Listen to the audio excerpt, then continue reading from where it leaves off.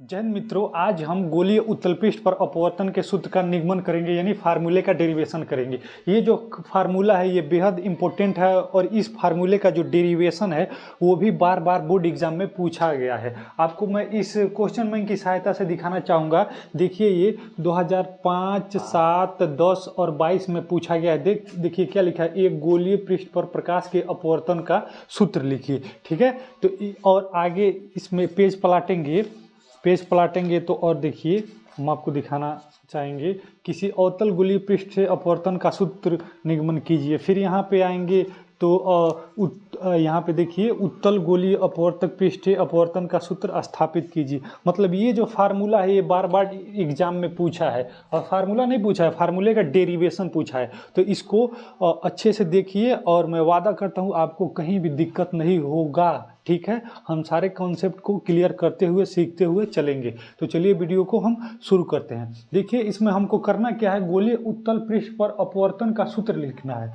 तो हम इसमें जो वस्तु लेंगे, जो जहाँ से प्रकाश का अपवर्तन होगा वो कांच होगा, दर्पण नहीं लेंगे, क्योंकि दर्पण जब लेंगे तो उस पर क्या होता है, परावर्तन होता है। इसमें हम कांच लेंगे तभी ना अपवर्तन होगा, और हमारा वो जो कांच होगा वो उत्तल टाइप का होगा। तो चलिए सबसे पहले डायग्राम बनाते हैं और फिर इस फार्मूले का डेरिवेशन करते हैं। ठीक है, तो चलिए शुरू करते हैं। देखिए सबसे पहले हम एक उत्तल पृष्ठ बनाएंगे। उत्तल पृष्ठ कैसा होता है, कुछ इस प्रकार का होता है। उत्तल पृष्ठ कुछ इस प्रकार का होता है उत्तल पृष्ठ। ठीक है, और आप ये नहीं कहिएगा कि उत्तल पृष्ठ होता है उभरे हुए भाग से परावर्तन होता है और जो अंदर धंसा हुआ भाग होता है वो कलई किया होता है, वो दर्पण में होता है। ये दर्पण नहीं है, ये हम कांच लिए हैं, तो इसको अंदर से हम पेंट नहीं करेंगे। ठीक है, और ये हमारा हो गया उत्तल पृष्ठ हो गया। इसका हम मुख्य अक्ष बनाएंगे। ये हमारा हो गया मुख्य अक्ष। और यहाँ पे आ जाएगा हमारा वक्रता केंद्र क्या होता है, ये जो उत्तल पृष्ठ है ये किसी खोखले गोले का भाग है। तो खोखले गोले का जो भाग है, खोखले गोले का केंद्र होगा, तो उसी केंद्र को हम वक्रता केंद्र कहते हैं। और इस बिंदु को हम ध्रुव कहते हैं, जिसको P से प्रदर्शित करते हैं। पोल मतलब ध्रुव यहाँ पे। ठीक है, और जो हमारा पहला माध्यम होगा वो कैसा होगा, वो पहला माध्यम होगा वो विरल होगा। हमारी प्रकाश किरण विरल माध्यम से किस में प्रवेश करेगी, सघन माध्यम में प्रवेश करेगी। विरल माध्यम से सघन माध्यम में प्रवेश करेगी। इसका अपवर्तनांक मान लेते हैं n1 है और इसका अपवर्तनांक n2 है। ठीक है, यहाँ तक समझने में कोई दिक्कत नहीं। यहाँ पे वस्तु ले लेते हैं ऑब्जेक्ट। यहाँ पे एक वस्तु ले लेते हैं, और हम जानते हैं कि किसी भी वस्तु का प्रतिबिंब बनाने के लिए वस्तु से दो किरण गुजरेंगी और दोनों किरण आकर कहीं ना कहीं आपस में मिलेंगी। जब वो दोनों किरण यदि आपस में मिलती हैं अपने आप, तो वास्तविक प्रतिबिंब बनता है, और अपने आप नहीं मिलती हैं, उनको जबरदस्ती मिलाया जाता है तो आभासी प्रतिबिंब बनता है। तो यहाँ से हम दो किरण डालेंगे। तो पहली किरण डालेंगे समांतर, इसके मुख्य अक्ष के समांतर डालेंगे, मुख्य अक्ष पे ही डालेंगे 0 डिग्री पे, तो ये सीधे निकल जाएगी। क्योंकि हम जानते हैं कि यदि ऊपर वायु हो और नीचे कांच के बर्तन में यदि हम जल रख दें और उसमें हम रोशनी जलाते हैं तो सीधे निकल जाती है, लेकिन किसी एंगल पे हम कोण पे झुकाकर डालते हैं तो अपवर्तन हमको दिखाई देता है। तो यहाँ पे हम पहली किरण डालेंगे सीधे, तो सघन से विरल में जाए या विरल से सघन में जाए, यदि हम सीधे डालते हैं तो वो सीधे निकल जाएगी। दूसरी किरण को हम यहाँ से डालेंगे, यहाँ से अल्फा कोण पे ऐसे डालेंगे, अल्फा कोण पे हम डालेंगे। तो हम जानते हैं कि जब प्रकाश किरण विरल माध्यम से सघन माध्यम में प्रवेश करती है तो क्या होता है, वो अभिलंब की ओर झुकती है या अभिलंब से दूर हटती है। तो हम जानते हैं कि वो अभिलंब की ओर झुकती है। तो यहाँ पे हम अभिलंब बनाए कैसे, तो हम गोलीय पृष्ठ में ये जानते हैं कि जहाँ से प्रकाश का अपवर्तन होता है या परावर्तन, उस बिंदु से वक्रता केंद्र की जो रेखा होती है वही अभिलंब होती है। तो ये वक्रता केंद्र हो गया, और इस बिंदु से अपवर्तन होगा तो इस बिंदु से हम एक सीधी रेखा खींच देंगे। ये सीधी रेखा, ये किसका काम करेगा, ये अभिलंब का काम करेगा। ये अभिलंब का काम करेगा। और हम जानते हैं कि जब प्रकाश किरण विरल माध्यम से सघन माध्यम में प्रवेश करती है तो क्या होता है, वो अभिलंब की ओर झुक जाती है। तो इसको जाना तो चाहिए था सीधे, इसको जाना चाहिए था ऐसे, सीधे जाना चाहिए था, लेकिन ये नहीं जाएगी, ये अभिलंब की ओर झुक जाएगी, अभिलंब की ओर झुक जाएगी। अब देख रहे हैं कि ये दोनों किरणें जो निकली हैं, जो वस्तु से दो किरणें निकली हैं, एक सीधे जा रही है और एक थोड़ा सा तिरछे होकर जा रही है, मतलब कुछ इस प्रकार का हो रहा है। तो इनको कितना हो दूर तक बढ़ाएं, ये कितना हो दूर तक आगे तक चली जाएं, ये कहीं मिलेंगी नहीं। तो मिलेंगी नहीं तो हमारा प्रतिबिंब नहीं बनेगा, हमको प्रतिबिंब तो बनाना ही बनाना है। तो इसको हम पीछे लाएंगे, इसको पीछे लाएंगे। तो जब इस प्रकाश किरण को हम पीछे लाएंगे, इस प्रकाश किरण को पीछे लाएंगे, तो ये आभासी प्रतिबिंब बनेगा और ये कुछ इस प्रकार से पीछे आएगा। ठीक, तो इस प्रकार पीछे आ जाएगा और यहाँ पे वस्तु का आभासी प्रतिबिंब बन जाएगा। यहाँ पे वस्तु का क्या बन जाएगा? आभासी प्रतिबिंब बन जाएगा। यहाँ तक कोई दिक्कत नहीं। यहाँ पे हमने वस्तु रखा, दो किरणें यहाँ से गुजारी, पहली किरण गई वो सीधे निकल गई, या दूसरी किरण गई तो विरल माध्यम से सघन माध्यम में गई तो वो अभिलंब की ओर झुक गई। लेकिन हम देख रहे हैं कि ये दोनों किरणें आपस में कहीं मिलेंगी नहीं, ये दोनों किरणें आपस में कहीं मिलेंगी नहीं, इसीलिए इनको मिलाने के लिए हमने इनको पीछे कर दिया। तो इस प्रकाश किरण को हमने ये डाला था और इसको हमने ऐसे पीछे मोड़ दिया, तो यहाँ पे दोनों किरणें मिल गई। यहाँ पे इस किरण को भी हमने पीछे किया तो यहाँ पे किरणें मिल गई, यहाँ पे वस्तु का प्रतिबिंब बन गया। परिपाठी के माध्यम से ये भी जानते हैं कि जो भी हमारी दूरियां होती है वो ध्रुव से मापी जाती है, और जो किरण की दिशा में दूरियां होती है वो धनात्मक होती है, और जो किरण के विपरीत दिशा में होती है वो ऋणात्मक होती है। कहने का मतलब ये क्या है, यहाँ पे ध्रुव है, यदि यहाँ से इधर दूरी मापेंगे तो धनात्मक होगा क्योंकि किरण इधर गई है, किरण को हमने ऐसे गुजारा है। और यदि ध्रुव से हम इस साइड में यदि दूरी मापते हैं तो ऋणात्मक होगी क्योंकि किरण के विपरीत दिशा में। तो ये वस्तु की दूरी को हम यू से प्रदर्शित करते हैं, यू से, लेकिन ये किस में होगा? ये माइनस में होगा। तो ये माइनस में हमने इसको बना दिए। फिर ये क्या है? ये प्रतिबिंब। तो प्रतिबिंब की दूरी को हम भी से प्रदर्शित करते हैं, लेकिन ये भी माइनस में होगा क्योंकि किरण के विपरीत दिशा में है, किरण के विपरीत दिशा में। ठीक, और ये देखिए वक्रता केंद्र और ध्रुव के बीच की दूरी को वक्रता त्रिज्या, जिसको आर से रिप्रेजेंट करते हैं, और ये कैपिटल लेटर से लिखते हैं ये, लेकिन ये धनात्मक होगा। क्योंकि धनात्मक क्यों होगा? क्योंकि ये किरण के दिशा में है। ठीक है, अब देखिए इस कोण को हम अल्फा मान लेते हैं, इस कोण को हम अल्फा मान लेते हैं, और इस कोण को हम क्या मान लेते हैं? इस कोण को हम बीटा मान लेते हैं। इस कोण को अल्फा, इस कोण को बीटा, और इस कोण को हम गामा मान लेते हैं, इस कोण को हम गामा मान लेते हैं। और इस बिंदु पे ये आपतन बिंदु है, इस आपतन बिंदु को हम ए मान लेते हैं, और ए पे एक लंब डाल देते हैं जिसकी लंबाई मुख्य अक्ष से एच ले लेते हैं, जिसकी लंबाई मुख्य अक्ष से कितनी ले लेते हैं? एच ले लेते हैं। तो हमने क्या किया, जो ये आपतन बिंदु है इस पे एक बिंदु ले लिया ए, और इस ए बिंदु से एक लंब डाल दिया इस मुख्य अक्ष पे जिसकी लंबाई हमने एच मान लिया, जिसकी लंबाई हमने एच मान ली। ठीक है, तो अब आगे बढ़ते हैं। यहाँ तक समझने में कोई भी दिक्कत नहीं हुआ होगा, मुझे आशा है। ठीक है, तो चलिए आगे बढ़ते हैं। तो हम आप इसमें भाषा लिख लीजिएगा, अपने मन से भाषा लिख लीजिएगा, क्योंकि भाषा लिखेंगे तो आंटेगा नहीं बोर्ड पे। तो हम भाषा क्या लिखेंगे? माना यहाँ पे जो दर्पण का द्वारक है, ये सॉरी कांच का द्वारक है, एस और एस डैश ले लेंगे, कुछ भी लिख सकते हैं आप। तो हम लिखेंगे कि माना एस पी एस डैश एक अवतल गोलीय पृष्ठ है जिसका ओ बिंदु पर रखे वस्तु का प्रतिबिंब आई बिंदु पर बनता है। यहाँ इतना ही इसका भाषा है। और आगे हम क्या लिखेंगे? आगे हम लिखेंगे, हम जानते हैं कि स्नेल के नियमानुसार, तो हम लिखेंगे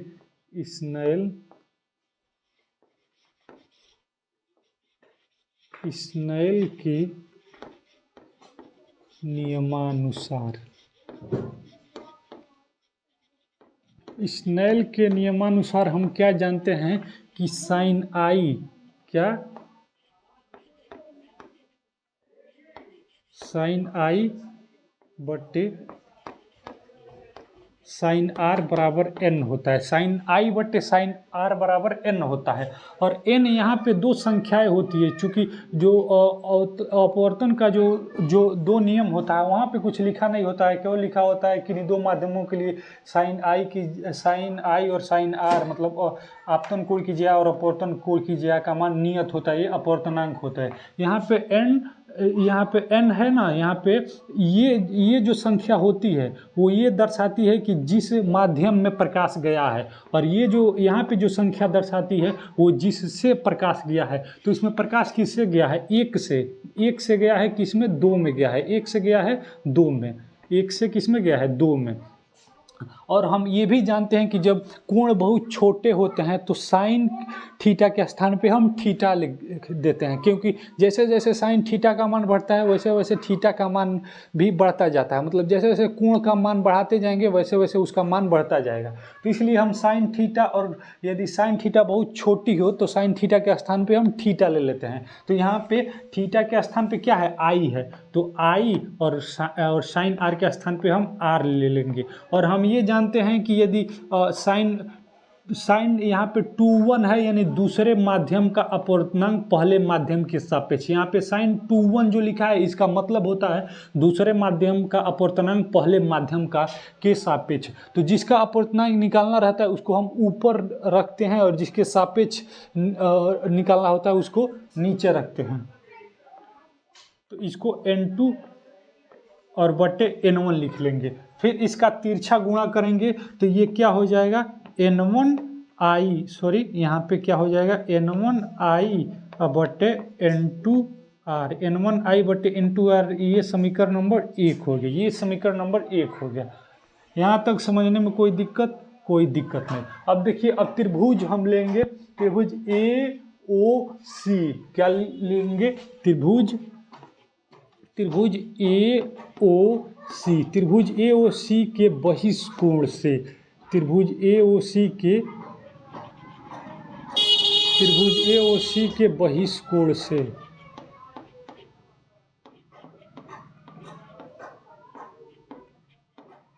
त्रिभुज AOC के बहिष्कोण से हम क्या देखते हैं कि जो अंदर का कोण है अल्फा और गामा, यहाँ पे एक छूट गया है क्या, कि जो आपतित किरण और अभिलंब के बीच बने कोण को आपतन कोण, जिसको आई से रिप्रेजेंट करते हैं। क्या, यह है आपतित किरण और ये है अभिलंब। तो आपतित किरण और अभिलंब के बीच बने कोण को आपतन कोण, जिसको आई से रिप्रेजेंट करते हैं। और अभिलंब और अपवर्तित किरण के बीच बने कोण को अपवर्तन कोण, जिसको आर से रिप्रेजेंट करते हैं। तो ये कोण आई हो गया और ये कोण आर हो गया।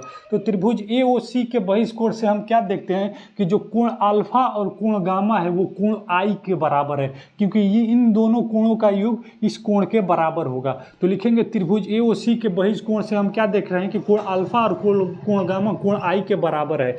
तो हम क्या लिखेंगे, आई बराबर अल्फा और प्लस गामा, आई बराबर अल्फा प्लस गामा। और फिर देखेंगे त्रिभुज AIC, तो क्या लिखेंगे, त्रिभुज AIC के बहिष्कोण से हम क्या देख पाते हैं, त्रिभुज AIC के बहिष्कोण से, त्रिभुज AIC के बहिष्कोण से हम ये देखते हैं कि अंदर का कोण बीटा और गामा कोण आर के बराबर है, कोण बीटा और गामा कोण आर के बराबर है। तो क्या लिखेंगे, आर बराबर बीटा प्लस गामा, आर बराबर बीटा प्लस गामा। अब आई और आर का मान समीकरण 1 में हम रखेंगे। तो ये अगले लाइन में हम क्या लिखेंगे, आई व आर का मान समीकरण 1 में रखने पर, किसमें, समीकरण 1 में रखने पर, समीकरण 1 में हम रखेंगे आई और आर का मान। तो समीकरण 1 क्या है, n1i बराबर n2r, n1i बराबर n2r,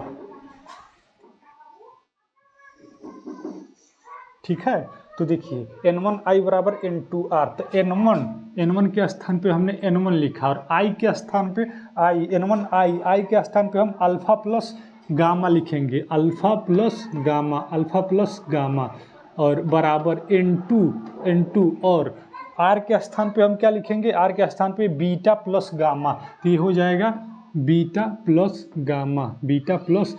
ये समीकरण नंबर 2 हो गया, ये समीकरण नंबर 2 हो गया।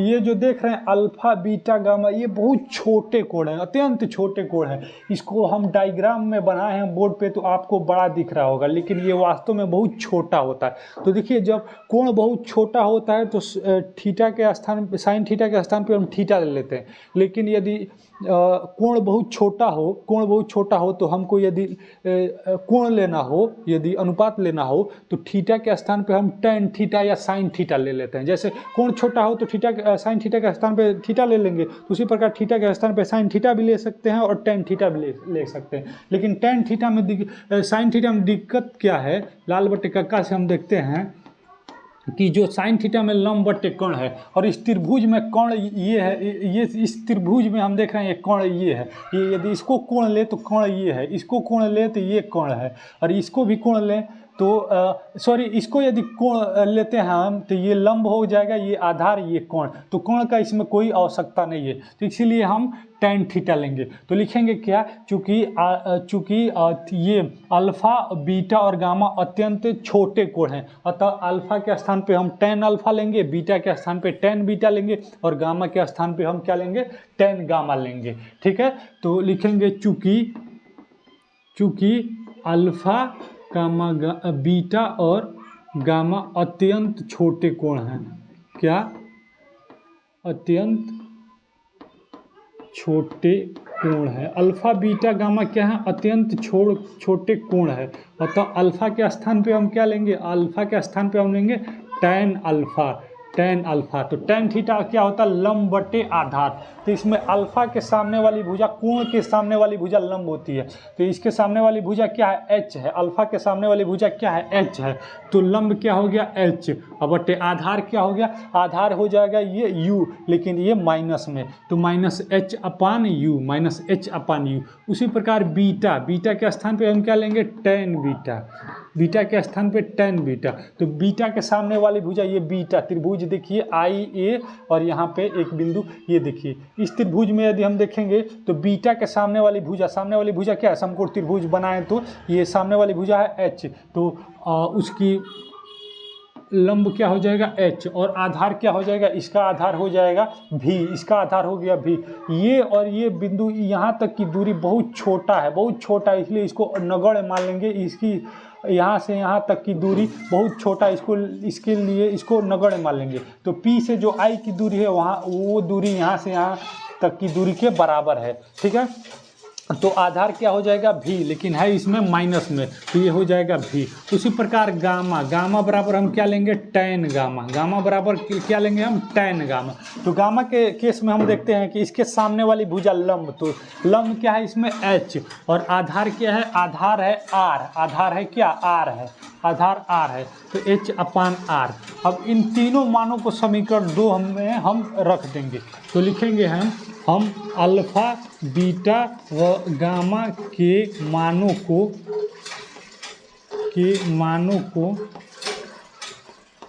को समीकरण 2 में रखने पर, किसमें, समीकरण 2 में रखने पे हमको क्या प्राप्त होता है, देखिए समीकरण 2 में रखने पे क्या प्राप्त होता है, देखिए यहाँ n1 है तो n1 और अंदर क्या है अल्फा, तो अल्फा के स्थान पे माइनस एच अपान यू, तो minus H upon you plus, फिर क्या है गामा, तो गामा के स्थान पे माइनस, यहाँ पे प्लस है, यहाँ पे माइनस नहीं है, तो एच अपान आर, तो एच अपान आर बराबर n2। ठीक है, अंदर क्या है बीटा के स्थान पे माइनस एच अपान भी, तो माइनस एच अपान भी और प्लस, फिर क्या है गामा, तो गामा के स्थान पे एच अपान आर, तो एच अपान आर। अब इन दोनों में देखिए यहाँ भी एच है, यहाँ भी एच है, यहाँ भी एच है, यहाँ भी एच है, तो सब जगह से एच हम कॉमन ले लेंगे, सब ये जगह से एच हम कॉमन ले लेंगे, तो देखिए कॉमन लेने पे क्या प्राप्त होता है हमको, तो एच कॉमन ले लेंगे। ठीक है, तो n1 है हमारा, और यहाँ पे हम h नहीं माइनस एच कॉमन लेंगे, देखिए क्या होता है, माइनस एच जब हम कॉमन यहाँ से माइनस एच कॉमन ले लेंगे तो यहाँ से माइनस निकल गया, तो 1 अपान यू बचा, 1 अपान यू।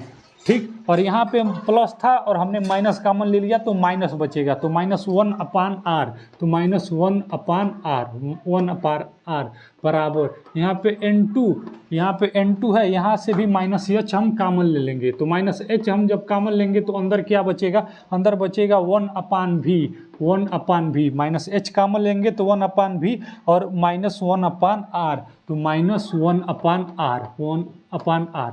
अब देख रहे हैं कि ये माइनस एच इस माइनस एच से कैंसिल हो गया। अब इस n1 को अंदर गुणा करेंगे और इस n2 को अंदर गुणा करेंगे, तो n1 का इसमें गुणा होगा तो क्या होगा, n1 बटे यू और minus N1/R, N1/U minus N1/R बराबर N2 का अंदर गुणा करेंगे तो N2/V और माइनस N2/R। अब देखिए N2 R को एक तरफ कर लेते हैं और V और U को एक तरफ कर लेते हैं, ठीक है। तो देखिए यहाँ पे N2/V है, इसको इधर ही रहने देते हैं, तो N2/V, ठीक। यहाँ पे N1-U प्लस में है, इधर आएगा तो माइनस में, तो माइनस N1/U, ठीक। और यहाँ पे ये N2/R है, ये माइनस में है, जब इसको पक्षांतर करेंगे तो ये प्लस में हो जाएगा, तो ये N2/R, ठीक। और ये माइनस में फिलहाल है ही N1/R। अब दोनों पक्षों में हम क्या करेंगे, N1 से भाग दे देंगे। क्या करेंगे, N1 से भाग दे देंगे, तो लिखेंगे दोनों पक्षों में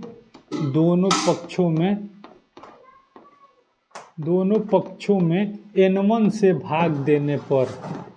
भाग देने पर देखिए हमको क्या प्राप्त होता है। N1 से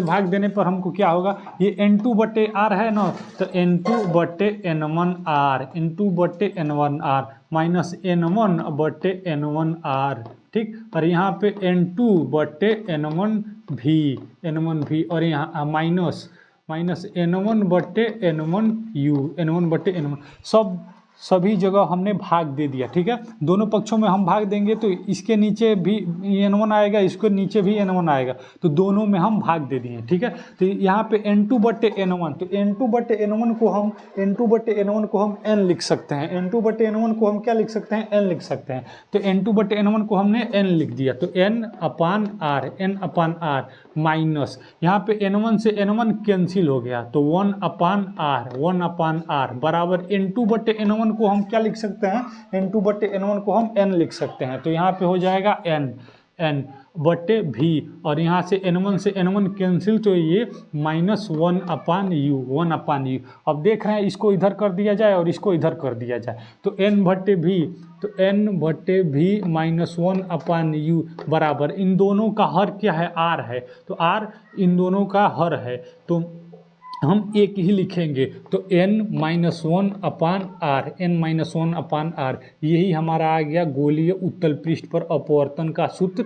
यही फार्मूला है, इसी को डेराइव करना था। तो हम कितनी आसानी से और कितने सरल शब्दों में इसको डेरिवेशन कर दिए हैं, कहीं कोई दिक्कत नहीं हुआ होगा। देखिए इसको एक बार क्विक रिवीजन कर लिया जाए कि कैसे ये आया है। सबसे पहले हमने एक गोलीय उत्तल पृष्ठ लिया है और इधर विरल माध्यम रखा और दूसरे ओर सघन माध्यम रखा, और हमने एक वस्तु ले लिया O और यहाँ से दो किरणें गुजारकर हम वस्तु का प्रतिबिंब बनाएंगे। तो पहली किरण मुख्य अक्ष के ऊपर गई सीधी, तो वो सीधी निकल गई, और दूसरी को हमने अल्फा कोण पे भेजा। तो हम जानते हैं कि जब प्रकाश किरण विरल माध्यम से सघन माध्यम में प्रवेश करती है तो वो अभिलंब की ओर झुक जाती है, तो यहाँ से ये गई और अभिलंब की ओर झुक गई। अभिलंब कहाँ से हम बनाते हैं, जिस बिंदु से अपवर्तन या परावर्तन होता है उस बिंदु से वक्रता केंद्र पे हम एक रेखा खींच देते हैं, वही अभिलंब हो जाता है। तो ये अभिलंब की ओर झुक गई, ठीक है। अभिलंब की ओर झुक गई, तो देख रहे हैं ये दोनों किरणें आपस में आगे जाकर कहीं मिल नहीं रही है, तो इनको पीछे खींचा हमने। तो पीछे खींचा तो यहाँ वस्तु आई पे वस्तु का आभासी प्रतिबिंब बन गया। इस कोण को हमने अल्फा, इस कोण को बीटा और इस कोण को हमने गामा मान लिया, और जो आपतन बिंदु है वहाँ से एक लंब डाल दिया जिसकी मुख्य अक्ष से लंबाई h आ गया है, h मान लिया हमने। तो हम इसका भाषा नहीं लिखे, और भाषा इसमें क्या है कि माना S एक गोलीय उत्तल पृष्ठ है जिसके O बिंदु पर रखे वस्तु का प्रतिबिंब I बिंदु पर बनता है, इतना ही इसका भाषा है।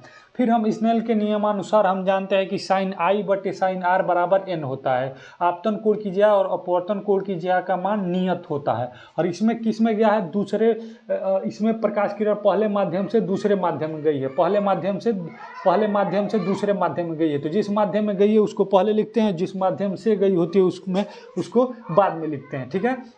तो N2/N1 का मतलब होता है दूसरे माध्यम का अपवर्तनांक पहले माध्यम के सापेक्ष है। तो जिसका अपवर्तनांक निकालना होता है उसको ऊपर और जिसके सापेक्ष निकालना होता है उसको नीचे हम लिखते हैं। और हम जानते हैं कि कोण बहुत छोटा होता है तो साइन थीटा के स्थान पे हम थीटा लिख सकते हैं। तो थीटा के स्थान पे यहाँ पे I और R है, तो I/R बराबर N2/N1। इसको तिरछा गुणा करके हमारा समीकरण मिल गया। ठीक है, अब इसको इस समीकरण में हम देख रहे हैं कि जो ये कोण अल्फा और कोण गामा ये सब है, ये कोण ये जो त्रिभुज बन रहा है वो AOC, उसके बहिष कोण से हम देख रहे हैं कि जो अंदर का कोण अल्फा और गामा है वो कोण I के बराबर है। देखिए ये कोण अल्फा और कोण गामा है, ये कोण I के बराबर है, तो I बराबर अल्फा प्लस गामा। और फिर देख रहे हैं कि कोण बीटा और जो गामा है वो कोण R के बराबर है, तो बीटा और गामा है कोण R के बराबर है। तो इन दोनों मानों को हमने समीकरण 1 में रख दिया। I के स्थान पे अल्फा प्लस गामा और R के स्थान पे बीटा प्लस गामा। ठीक, तो ये हमारा समीकरण 2 प्राप्त हो गया। अब हम देख रहे हैं कि समीकरण 2 में जो अल्फा बीटा और गामा जो कोण हमने लिया है वो अत्यंत छोटे हैं। तो हम क्या लें, या तो साइन थीटा ले सकते हैं या टेन थीटा ले सकते हैं। तो हम क्या लेंगे, हम टेन थीटा लेंगे, क्योंकि टेन थीटा में अनुपात लंब और आधार का होता है, जबकि साइन थीटा में लंब और कोण का होता है। तो इसमें कोण की आवश्यकता नहीं है, क्योंकि यदि इस त्रिभुज को, यदि त्रिभुज ये कोण अल्फा है, इसके सामने वाली भुजा ये लंब हो गया, ये आधार हो गया, ये कोण हो गया, तो कोण की इसमें आवश्यकता नहीं, इसलिए हमने यहाँ पे टेन थीटा लिया। तो अल्फा बराबर टेन अल्फा, तो अल्फा के सामने वाली भुजा H ये लंब और ये आधार हो गया ये माइनस में। तो इस प्रकार अल्फा बीटा और गामा का हमने मान प्राप्त किया और समीकरण 2 में रख दिया। 2 में रखने के बाद हमको ये देखने को मिला कि यहाँ से भी -H और यहाँ से भी -H कामन लिया जा सकता है। तो दोनों स्थान से हमने -H कामन ले लिया। कामन लेने के बाद बराबर के इस साइड -H है, बराबर के उस साइड भी -H है, तो दोनों को हमने काट दिया। और फिर जो N1 और N2 है उसको अंदर गुणा करा दिया। अंदर गुणा कराने के बाद हमको ये प्राप्त हुआ। फिर दोनों पक्षों में हमने N1 से भाग लगा दिया, तो भाग लगाने के पश्चात हमको ये मिला। तो हम जानते हैं कि N2/N1 को हम n लिख सकते हैं, N2/N1 को हम n लिख सकते हैं। ठीक है, तो इसीलिए N2/N1 को हमने यहाँ पे n लिखा है, तो n/r, और यहाँ से N1 कट गया 1/r, यहाँ से N2/N1 को n, ठीक, और N1 से N1 कट गया तो u। तो इस प्रकार इन दोनों का LCM जो है वो सेम है। ठीक है, तो इसलिए हमने इसको इस साइड लिख दिया और इसको इस साइड लिख दिया। तो n/v-1/u बराबर n-1/r। इस प्रकार हमारा फार्मूले का डेरिवेशन हो गया। यही हमारा गोलीय उत्तल पृष्ठ पर अपवर्तन का सूत्र है। यदि आपको कहीं भी दिक्कत हो समझने में तो आप कमेंट करिए, हमें नहीं लगता है कि कहीं दिक्कत हुआ होगा। यदि एक बार में नहीं समझ में आता है तो एक बार और वीडियो को देखिए, पक्का है आपको समझ में आ जाएगा। और इसको बार बार रिवाइज कर लीजिएगा, ये बोर्ड एग्जाम के लिए बहुत ही ज़रूरी है। ठीक है, थैंक यू गाइस।